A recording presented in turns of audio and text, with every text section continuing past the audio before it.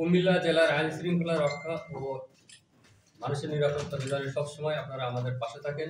আপনাদের সুন্দর লেখা এবং আপনাদের সুচিন্তিত মতামত আমাদেরকে কাজ করার উৎসাহ প্রদান করে। আপনাদের প্রতি অশেষ কৃতজ্ঞতা। আপনারা জানেন গত ফেব্রুয়ারি মাসের 27 তারিখ এবং মার্চের 1 তারিখে ঢাকা চট্টগ্রাম মহাসড়কের চৌদ্দগ্রাম থানার ফাল্গুনপাড়া এলাকায় 2টি ডাকাতির ঘটনা ঘটে।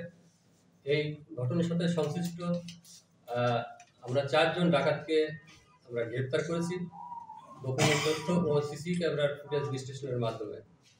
এই 4 জন ডাকাতের বাড়ি কচুয়াতে আছে এবং কুমিল্লার চান্দিনাতে এদের বসবাস।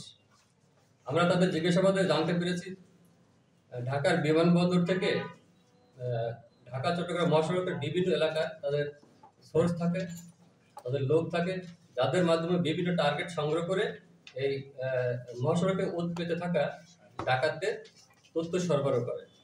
এবং আমরা এই আসামি গ্রেপ্তারের সময় আমরা জানলাম এই গ্রুপে কমপক্ষে 30 থেকে 35 জন সদস্য আছে। তারা বিভিন্ন গ্রুপে কয়েকজন ডাকাত সর্দারের নেতৃত্বে কাজ করে বেশ কয়েকটি পিকআপ ব্যবহার করে এই হাইওয়েতে ডাকাতি করে। আমরা এই 4 জন গ্রেপ্তার ছাড়াও বেশ কয়েকজন ডাকাত চক্রের আমরা সন্ধান পেয়েছি। আমরা তাদের গ্রেপ্তার করার চেষ্টা করছি। আমাদের এই গ্রেপ্তারের অভিযানে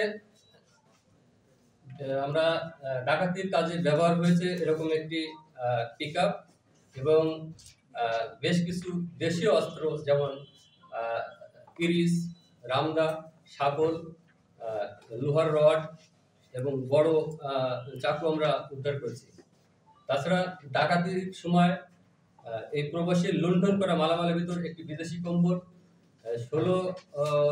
16 কুয়েতি দিনার এবং 105 মালয়েশিয়ান রিঙ্গিত এবং 3,500 টাকা আমরা উদ্ধার করছি।